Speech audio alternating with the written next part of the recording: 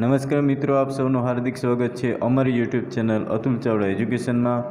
આજે આપણે ચર્ચા કરીશું બીકોમ સેમિસ્ટર 5 જેનો વિષય છે ઓડિટિંગ, જેમાં આપણે વિષય પ્રવેશ વિશે વાત કરીએ છીએ, જેનો આજે આપણે ત્રીજો ભાગ બનાવી રહ્યા છીએ અને મોસ્ટ એમપી થિયરી છે। તો ચાલો મિત્રો જોઈ લઈએ આજની થિયરી। આજે આપણે ચર્ચા કરીશું ઓડિટિંગની મર્યાદા વિશે। તો ઓડિટિંગના ઘણા બધા ફાયદા સામે ઓડિટિંગની ઘણી ગાંઠી મર્યાદાઓ પણ છે। ઓડિટિંગની મર્યાદાઓનો ખ્યાલ નીચે મુજબ મેળવી શકાય છે। સૌપ્રથમ પહેલું છે કે નાના કદના એકમો માટે કેવું છે તો કે બિનઉપયોગી, કારણ કે એનું જે ધંધાનું કાર્યક્ષેત્ર હોય છે કેવું હોય છે તો કે મર્યાદિત હોય છે, એટલે કે એનું કદ કેટલું હોય છે તો કે નાનું હોય છે, માટે ઓડિટિંગની તેમાં જરૂર રહેતી નથી। બીજું, કેટલીક વાર ઓડિટ થયેલા હિસાબોમાં પણ ભૂલ, છેતરપિંડી અને ગોલમાલ રહી જવા પામે છે। ત્રીજું છે કે કેટલીક વાર ઓડિટ કરેલા હિસાબોમાં સાચાપણાની સંપૂર્ણ ખાતરી આપી શકાતી નથી, કારણ કે હિસાબો તૈયાર કરવામાં ઘણા બધા પરિબળો ભાગ ભજવે છે, એટલે કે દરેક વ્યવહારને બારીક રીતે તપાસવામાં આવતા નથી। ચોથું છે નાણાકીય ઓડિટમાં ઓડિટરનું કાર્ય માત્ર નાણાકીય દૃષ્ટિબિંદુથી હિસાબ તપાસ કરવાનું છે, એટલે આથી બિન નાણાકીય બાબતો તેના કાર્યક્ષેત્રની બહારની હોય તો તેના હસ્તક્ષેપમાં કરી શકાતો નથી। દાખલા તરીકે આપણે જે નાણાકીય એટલે કે એને તો ફક્ત શું જોવાના છે કે નફા નુકસાન ખાતું પાકું સરવૈયું, જ્યારે બાકી જે બિન નાણાકીય વ્યવહારો છે તે જોવામાં આવતા નથી। તો એ બિન નાણાકીય બાબતોનું જે કાર્યક્ષેત્ર છે એ રહી જાય છે, માટે ઓડિટ ઉપર એટલે કે ઓડિટનું સંપૂર્ણ કાર્ય એટલે કે નાણાકીય દૃષ્ટિએ જોઈએ તો સંપૂર્ણ તપાસ કર્યું ના કહેવાય। ત્યાર પછી પાંચમું છે ઓડિટરની સ્થિતિ કર્મચારી, અધિકારી અને પરામર્શક જેવી છે, તે સલાહ આપી શકે છે, આદેશ નહીં।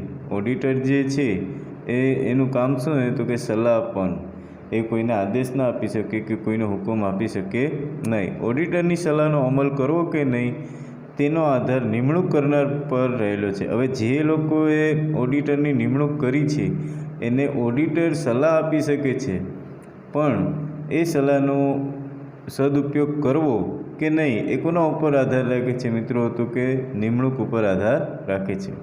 છઠ્ઠું છે માંગેલી માહિતી અને ખુલાસાઓનો અભાવને કારણે ઓડિટના કાર્યનો કોઈ અર્થ જ રહેતો નથી, એટલે જે માહિતી માંગી છે અને એનો ખુલાસાનો અભાવ જોવા મળે તો ઓડિટરનો કોઈ કાર્યનો અર્થ રહેતો નથી, તો એ જે કાર્ય કર્યું છે એ સંપૂર્ણ વ્યર્થ જાય છે। ત્યાર પછી સાતમું છે કે ઓડિટિંગ કાર્યવાહી દરમિયાન નિષ્ણાતોના પ્રમાણપત્રની જરૂર પડે છે। જ્યારે પણ ઓડિટનું જે કાર્યવાહી કરવામાં આવે છે ત્યારે નિષ્ણાતોની શેની જરૂર પડે છે તો કે તેના પ્રમાણપત્રોની જરૂર પડે છે। તો આવા સંજોગોમાં નિષ્ણાતોના પ્રમાણ ઉપર આધાર રાખવો પડે છે। કોના ઉપર આધાર રાખવો પડે છે તો કે નિષ્ણાતોના પ્રમાણપત્રો ઉપર। નિષ્ણાતોએ આપેલા પ્રમાણપત્રો સાચા છે કે ખોટા પણ હોઈ શકે, એટલે સંપૂર્ણ દસ્તાવેજો કે સંપૂર્ણ પ્રમાણપત્રો સાચા છે કે ખોટા એ આપણે કહી શકીએ નહીં।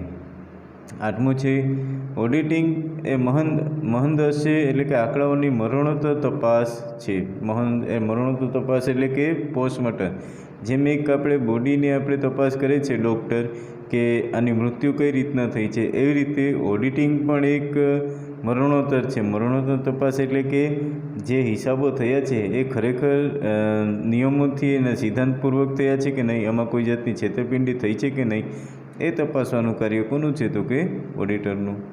ત્યાર પછી અને આવા હિસાબો તપાસ ભવિષ્ય માટે ઉપયોગી નીવડી શકે અને ભૂતકાળ માટે ઓછી મદદરૂપ બની શકે છે। આવી તપાસ ભવિષ્ય માટે કેટલી ઉપયોગી થઈ શકે, તો જ્યારે પણ ઓડિટિંગ કરવામાં આવે તો એનો જે ખ્યાલ છે કોની સાથે સંકળાયેલો હોય છે તો કે ભવિષ્ય સાથે, અને ભૂતકાળમાં જે ભૂલો કરી છે એને સુધારવા માટેનું હોય છે।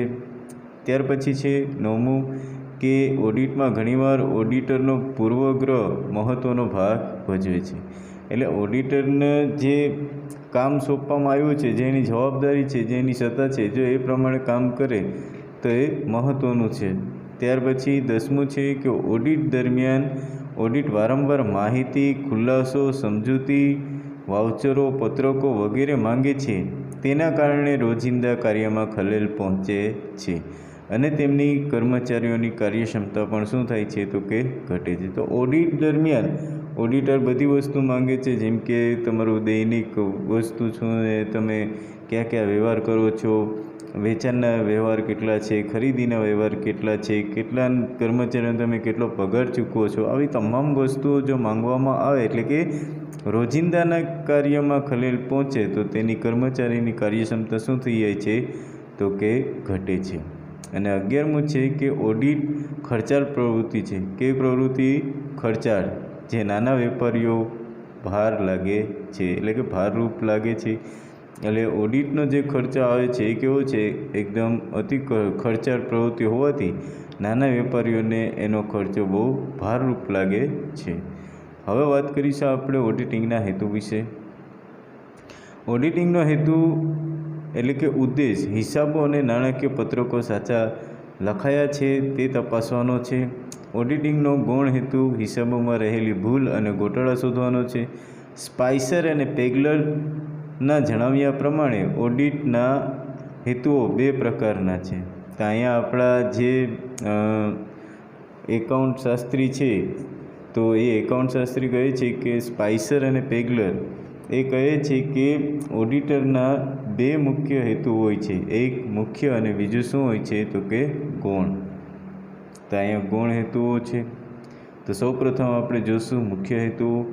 તો મુખ્ય હેતુ શું હોય છે તો કે હિસાબો બરાબર લખ્યા છે. બીજો, વેપાર નફા નુકસાનનો સાચો નફો દર્શાવે છે. ત્રીજું, પાકું સરવૈયું ધંધાની સાચી અને વ્યાજબી આર્થિક સ્થિતિ રજૂ કરે છે. ચોથું, હિસાબી પદ્ધતિ પૂરતી અને ખામી રહિત છે. એટલે ઓડિટનો મુખ્ય ઉદ્દેશ ધંધાના હિસાબો બરાબર લખાયા છે કે નહીં, તેના ઉપરથી તૈયાર કરવામાં આવેલ નફા નુકસાન ખાતું સાચો નફો દર્શાવે છે કે નહીં, તથા પાકું સરવૈયું ધંધાની આર્થિક પરિસ્થિતિ રજૂ કરે છે કે નહીં તે જોવાનો છે. અને ઓડિટર હિસાબ તપાસ્યા પછી તેનો ઓડિટ અહેવાલ નીચે મુજબની 3 વસ્તુનો સમાવેશ થાય છે. પહેલું, હિસાબો સાચા છે કે નહીં. બીજું, સંપૂર્ણ છે અને કંપનીની બાબતમાં કંપની ધારાની જોગવાઈ પ્રમાણે છે. તે ઉપરાંત ઓડિટરે એ જોવાનું છે એ કંપની અપનાવેલ હિસાબી પદ્ધતિ ધંધાનો પ્રકાર જોતાં યોગ્ય છે અને તેમાં કોઈ ખામી નથી. તો મિત્રો, જે મુખ્ય કાર્ય છે ઓડિટરનું એનું શું તો કે છેતરપિંડી શોધવી. ત્યારબાદ જે કંઈ પ્રાયોગિક તપાસો છે, જેમ કે હિસાબો સાચા છે કે નહીં, નફા નુકસાનની સ્થિતિ સાચી છે કે નહીં, આ બધું જે તપાસવાનું જે કાર્ય છે એ ઓડિટરનું મુખ્ય કાર્ય છે. જ્યારે ગૌણ હેતુ શું હોય છે તો કે ગૌણ હેતુમાં 2 હેતુ છે. એક, ભૂલો શોધવી અને તેને થતી અટકાવી. બીજું છે છેતરપિંડીઓ શોધવી અને તેને અટકાવવા. તો સૌપ્રથમ આપણે જોઈએ કે ભૂલો શોધવી અને થતી અટકાવી.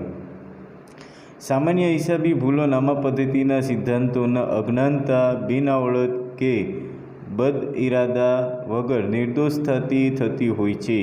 એટલે જુદા જુદા લેખકો ભૂલોને વિવિધ પ્રકારે જણાવે છે. ભૂલોને મુખ્ય 2 વિભાગમાં વહેંચી શકાય છે. તો અહીંયા ભૂલો શોધવી એટલે કે નામા પદ્ધતિમાં એ કેવા વ્યક્તિઓ ભૂલો કરે છે કે જેની પાસે જ્ઞાન નથી, જેની પાસે આવડત નથી, જે પોતે નિર્દોષતાથી જે આ કાર્ય કરે છે.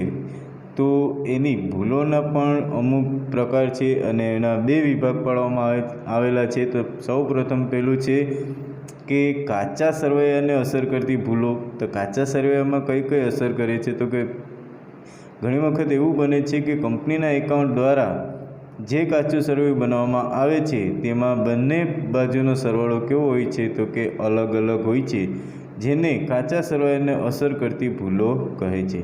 તો કાચા સરવૈયાનો હંમેશા સરવાળો કેવો આવવો જોઈએ તો કે ગાણિતિક રીતે આપણે જોઈએ તો બંને બાજુ સરખો આવવો જોઈએ, પણ જો અલગ અલગ આવે તો મતલબ એમ કે આમાં કંઈક ને કંઈક ભૂલ થઈ છે. તો આવી ભૂલો શોધવાનું કામ ઓડિટર માટે ઘણું સહેલું હોય છે. આવી ભૂલો જેવી કે શરત ચૂક વગેરે.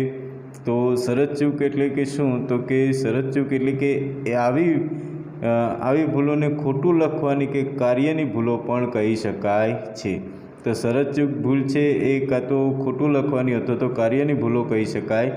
આવી ભૂલોથી કાચું સરવૈયું મળી શકતું નથી, તેથી ભૂલો જલ્દીથી શોધાઈ શકાય છે. તો આવી ભૂલો નીચે મુજબની છે. તો સૌપ્રથમ પહેલું છે શરતચૂકમાં તો કે સરવાળાની ભૂલો, બાકીઓની ભૂલો, ખતવણીની ભૂલો, ખોટી રકમની ખતવણી, બી 2 વખત ખતવણી થઈ હોય, સી ખાતાની શરૂઆતની બાકી ખોટી લખવાની ભૂલ, ખોટી બાજુએ ખતવણીની ભૂલો, અને ઈ ખાતાની બાકી કાચા સરવૈયામાં લખવાની રહી જાય ત્યારે.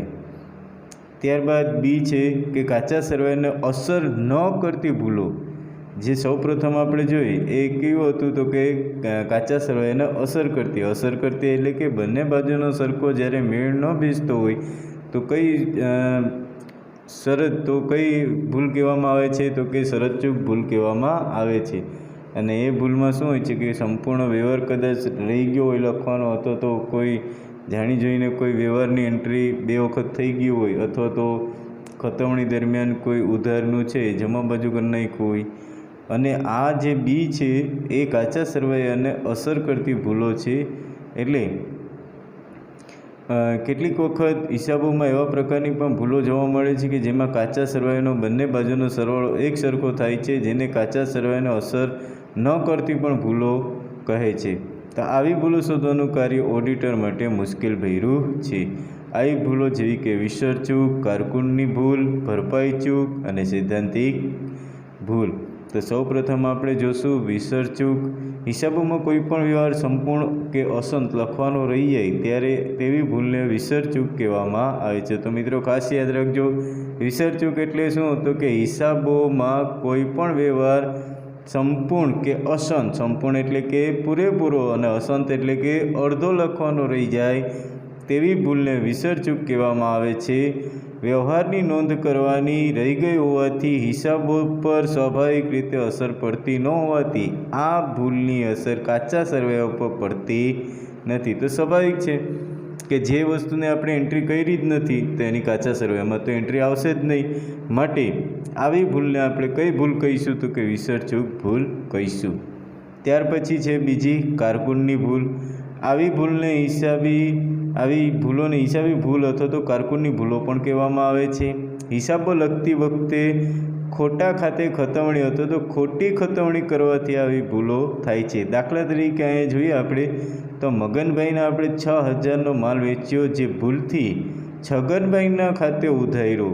તો આવી ભૂલ થવાથી કાચા સરવાને કંઈ ફરક પડતો નથી. હવે અહીંયા શું થાય છે કે આપણે કોને વેચ્યો હતો માલ તો કે મગનભાઈને, અને મગનભાઈની જગ્યાએ આપણે કોનું નામ લખી નાખ્યું તો કે છગનભાઈનું. તો છગનભાઈનું નામ લખવાથી અહીંયા કારકુનની ભૂલ થઈ છે.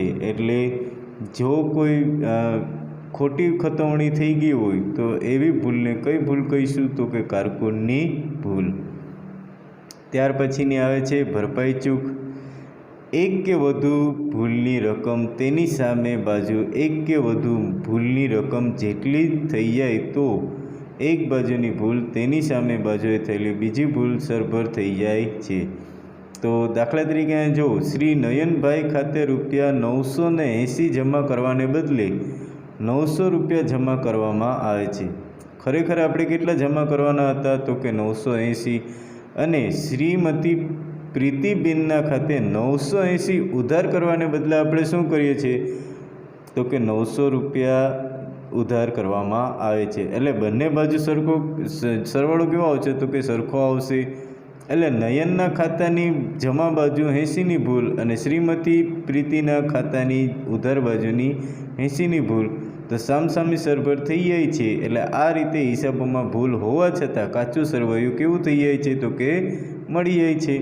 એટલે આ પ્રકારની ભૂલ કાચા સરવૈયાને અસર કરતી નથી.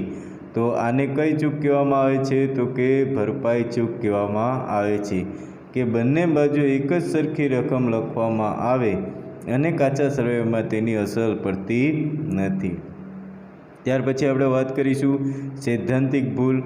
જ્યારે ચોપડામાં હિસાબો લખતી વખતે નામા પદ્ધતિનું પાલન કરવામાં ન આવે ત્યારે થતી ભૂલોને સિદ્ધાંતની ભૂલ કહેવાય છે. તો સૈદ્ધાંતિક ભૂલ કોને કહેવાય કે નામા પદ્ધતિના નિયમોનું પાલન જો ન કરવામાં આવે તો એવી ભૂલોને કઈ ભૂલો કહેવામાં આવે છે તો કે સૈદ્ધાંતિક ભૂલ કહેવામાં આવે છે. દાખલા તરીકે અહીંયા જોઈએ કે મૂડી આવકને મહેસૂલી આવક ગણવી અથવા તો મહેસૂલી આવકને કેવી આવક ગણવી તો કે મૂડી આવક ગણવી.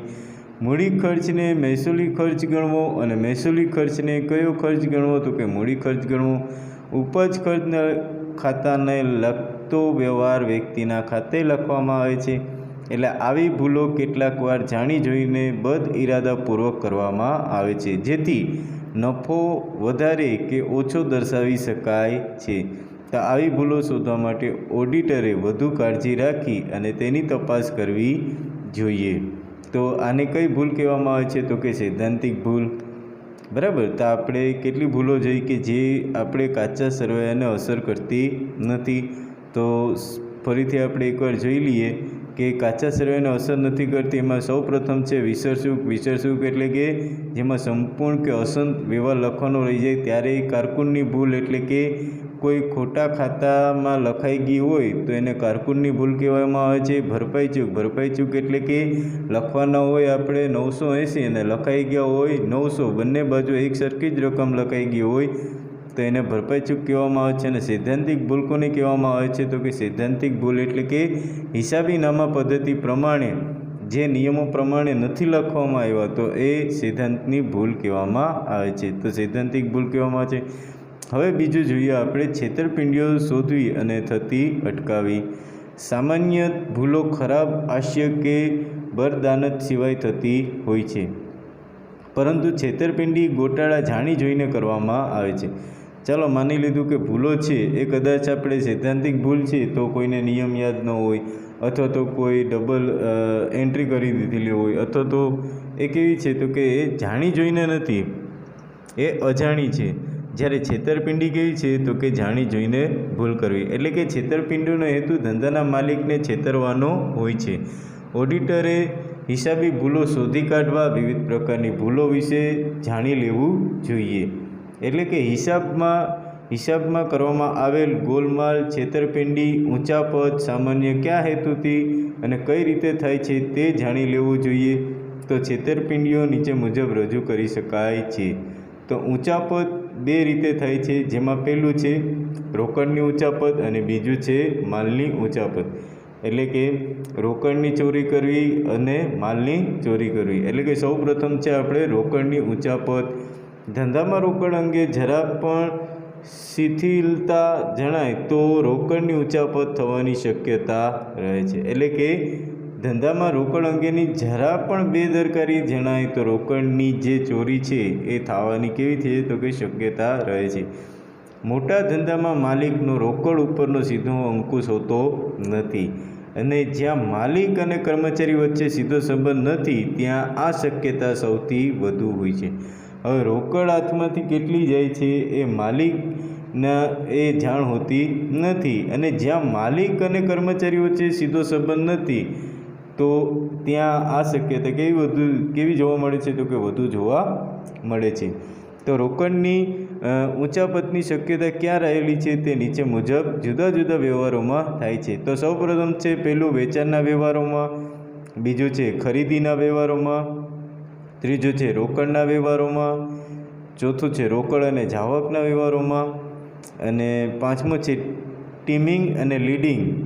એક પાઘડીની બીજાને પહેરાવી, એકની પાઘડી બીજાને પહેરાવી એટલે કે ઇસકી ટોપી ઉસકે સર.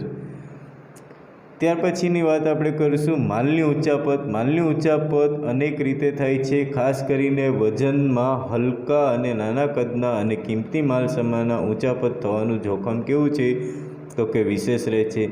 જ્યાં માલને લગતી આંતરિક અંકુશ પદ્ધતિ સંતોષકારક ન હોય ત્યાં અપ્રામાણિક કર્મચારીઓ દ્વારા માલની ઊંચા પદ થવાનો સંભવ રહે છે. માલની ઊંચા પદ નીચે મુજબ જુદી જુદી રીતે થઈ શકે. પહેલું સ્ટોકના મૂલ્યાંકન અંગે એટલે કે માલ છે એ ખરેખર કેટલો સ્ટોક છે એ એની સાચી સ્થિતિ દર્શાવતો નથી. બીજું, માલનો વપરાશ. તો ઉત્પાદનમાં કેટલો માલનો વપરાશ કરેલો છે એ પણ સાચી સ્થિતિ ન દર્શાવતું હોય ત્યારે માલના વેચાણ અંગે ખરેખર કેટલાનું વેચાણ થયું છે એ સાચી સ્થિતિ દર્શાવતું ન હોય ત્યારે, અને માલની ખરીદી અને ખરેખર કેટલી માલની ખરીદી કરેલી છે તેવા સંજોગોમાં આ જે ઊંચા પદ છે માલની તેમાં જોવા મળે છે. એટલે માલની ઉઠરાતરી રોકવાની શ્રેષ્ઠ પદ્ધતિ કાર્યક્ષમ આંતરિક અંકુશની પદ્ધતિ છે. તો અહીંયા આપણે માલની જે છેતરપિંડી છે તો એને રોકવા માટે સૌથી શ્રેષ્ઠ પદ્ધતિ કઈ છે તો કે કાર્યક્ષમ આંતરિક અંકુશની પદ્ધતિ છે. અને બી છે હિસાબી ગોટાળા. હિસાબી ગોટાળા એટલે કે હિસાબી ગોટાળામાં રોકડ કે માલની ઉચાપત કરવામાં આવતી નથી, પરંતુ હિસાબોમાં યુક્તિ પ્રયુક્તિ અજમાવી નફો વધુ ઓછો દર્શાવવામાં આવે છે. એટલે કે ખર્ચા વધારી દે છે અને નફો કેવો કરી નાખે છે ઓછો, અથવા તો નફો વધારી દે છે અને ખર્ચા કેવા કરી નાખે છે ઓછા.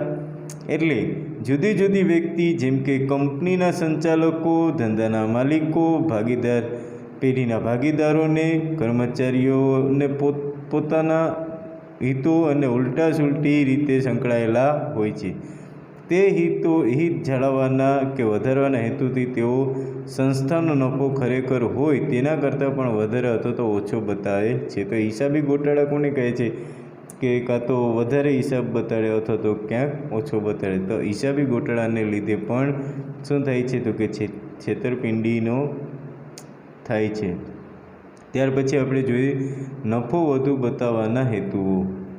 તો અહીંયા સૌ પ્રથમ છે નવી શેરમૂડી ઊભી કરવા માટે કંપની નફો વધુ દર્શાવી અને શેર ખરીદનારાઓને કંપનીના શેર ખરીદવા માટે શું કરે છે આકર્ષવા માટે. તો નફો શા માટે વધુ બતાડવામાં આવે છે કે જ્યારે કોઈ કંપની શેરમૂડી મગાવવા માગતી હોય શેર દ્વારા, એટલે કે શેર બહાર પાડીને, ત્યારે શેરમૂડી ઊભી કરવા માટે કોઈ પણ કંપની પોતાનો નફો કેવો દર્શાવશે તો કે વધુ દર્શાવશે. બીજું, શેરની કિંમત કેવી રાખે છે તો કે સ્થિર રાખવા. સ્થિર એટલે કે જેટલા રૂપિયાના શેર બહાર પાડ્યા હોય એ જ કિંમતે શેર હોલ્ડરો ખરીદે છે એ પ્રમાણેની સ્થિર કિંમત રાખવા. બીજું છે કે વધુ નફો દર્શાવીને નાણાં બજારમાં વધુ શાક ધિરાણ મેળવવા માટે અથવા તો વધુ શાક કે મુદત મેળવવા માટે. એટલે કે વધારે નફો બતાડવામાં આવે તો કોઈ પણ બેંકમાંથી કે કોઈ પણ સંસ્થામાંથી અથવા તો કોઈ પણ લેણદાર પાસેથી ઉછીના જે નાણાંની જરૂરિયાત હોય છે શાક પર, એટલે કે ઉધાર ધિરાણ મેળવવા, એટલે કે ઉધાર લોન મેળવવા માટે આ નફો વધુ દર્શાવવામાં આવે છે. જો નફા ઉપર કમિશન મળતું હોય તો મેનેજર વધુ કમિશન મળે છે. તો દાખલા તરીકે કંપનીમાં જે કોઈ મેનેજર હોય છે એને પગાર પ્લસ કમિશન, તો કમિશન જે વધારે મળતું હોય નફાના ભાગમાંથી તો નફો કેવો દર્શાવશે તો કે વધુ દર્શાવે છે. ડિવિડન્ડનો દર જાળવી રાખવા જેથી શેરહોલ્ડરને વધુ ડિવિડન્ડની વહેંચણી તેમનો વિશ્વાસ મેળવી શકાય છે. તો ડિવિડન્ડનો દર જાળવી રાખવાથી શું થાય છે કે શેરહોલ્ડરો છે એ વધુ ડિવિડન્ડ વહેંચી અને તેમનો વિશ્વાસ મેળવી શકે છે. એટલે કે જે શેરહોલ્ડરો છે એ એના શેર ખરીદવા માટે પણ આતુરતા બતાડે છે. એટલે કે આમાં ડિવિડન્ડ વધારે મળે છે અને ડિવિડન્ડ સમયસર મળે છે માટે એ પાછા શેર ખરીદ માટે આકર્ષાય છે. એના પછી નબળી આર્થિક સ્થિતિવાળી કંપનીના શેરહોલ્ડરો જાહેર જનતાનો વિશ્વાસ સંપાદન કરવા માટે એના પછી વહીવટ કરતા કાર્યક્ષમ કુનેવાળા છે તેમ બતાવી શેરહોલ્ડર જાહેર જનતાનો વિશ્વાસ સંપાદન કરવા માટે અને કંપનીની શેરમૂડીમાં જનતાને આકર્ષણ પેદા કરવા માટે. નફો ઓછો બતાવવાના હેતુઓ. ગુપ્ત અનામત ભેગું કરી અને નબળા વર્ષોમાં કંપનીની આર્થિક સ્થિતિ ટકાવી રાખવા માટે. એટલે કે નફો ઓછો બતાડે છે અને ગુપ્ત અનામત ભેગું કરે છે, કારણ કે જો કદાચ વચ્ચે એવી તંગી આવે કે નાણાંની અછત ઊભી થાય તો તે સંજોગોમાં કંપની આ ગુપ્ત અનામત જે ભેગું કરેલું છે એનો ઉપયોગ કરી શકે. કામદાર વધુ પગાર કે બોનસની માંગણી ન કરે તે માટે. અને કામદારને એ માટે બતાડવામાં આવે છે નફો ઓછો કે આપણી કંપની અત્યારે લોસ્ટમાં જાય છે, માટે પગાર કે બોનસની માંગણી કરવી નહીં. એટલે કોઈ કર્મચારીઓ પગાર કે બોનસની જે આશા રાખે છે એ આશા રાખતા નથી. હરીફોને પ્રગતિનો ખોટો ખ્યાલ આપી અને દૂર રાખવા માટે, જે હરીફો છે એ પ્રગતિનો ખ્યાલ આપી અને એને શું રાખે છે તો કે દૂર રાખવા માટે, કરવેરા ઓછા ભરવા પડે તે માટે નફો ઓછો બતાડે છે. એટલે બજારમાં શેરની કિંમત ઘટે કે જેથી સંચાલકો બજારમાંથી શેરની ઓછી કિંમતે ખરીદી શકે તે માટે નફો ઓછો બતાવવામાં આવે છે. ત્યાર પછી આપણે વાત કરીશું ઓડિટરે હિસાબમાં થતા ગોટાળા કે છેતરપિંડી અટકાવવા માટે મિલકત અને સ્ટોકના મૂલ્યાંકન ઉપર વધુ ધ્યાન આપવું જોઈએ. તો જ્યારે પણ કોઈ વ્યક્તિ ઓડિટિંગ કરે છે તેનું ખાસ ફોકસ કોના ઉપર હોય છે તો કે છેતરપિંડી અટકાવવા અને મિલકત અને માલ સ્ટોકના મૂલ્યાંકન ઉપર વધુ ધ્યાન આપવું જોઈએ. ઘસારાની યોગ્ય પદ્ધતિનો અમલ, ઉધાર ચિઠ્ઠી, ભરતિયા વગેરેની તપાસ, ચર્ચા અને આવકોની બરાબર તપાસ અને હિસાબી ગુણોત્તરનો ઉપયોગ કરી ખર્ચ, નફો, આવક, મિલકત અને દેવામાં થતા ફેરફાર થવા તપાસવા જોઈએ. તો અહીંયા હિસાબો એટલે કે હિસાબોની જે ઓડિટરની જે જવાબદારી છે એ ગોટાળા શોધવાનું, છેતરપિંડી અટકાવી અને માલ અને મિલકતના જે સ્ટોક છે બરાબર તે એનું પૂરેપૂરું તપાસ કરવી જોઈએ. અને ત્યારબાદ આ બાબતે ઓડિટર એ ચોકીદાર કૂતરા જેવો છે, શિકારી કૂતરા જેવો નથી. તો આ અવારનવાર પરીક્ષામાં આ વ્યાખ્યા પૂછાય છે કે ઓડિટર શું છે તો કે ઓડિટર એ ચોકીદાર કૂતરો નથી, પરંતુ એ શું છે તો કે શિકારી કૂતરા જેવો નથી, એ ચોકીદાર કૂતરો છે. એટલે આ ન્યાય ઓડિટર પોતાના કાર્યમાં વ્યાજબી અને કાળજી કુશળતા બતાવવાની છે. તો મિત્રો અહીં સુધી આપણો વિડીયો રાખશું. મળશું આપણે નવા વિડીયો સાથે કાલે. તો અમારો વિડીયો કેવો લાગ્યો તો પ્લીઝ, જો તમે આ ચેનલ ઉપર નવા હો તો પ્લીઝ આ ચેનલને સબસ્ક્રાઈબ કરો, લાઈક કરો અને કમેન્ટ કરો અને અમને જણાવો કે આ વિડીયો તમને કેવો લાગ્યો. તો થેન્ક યુ, આભાર.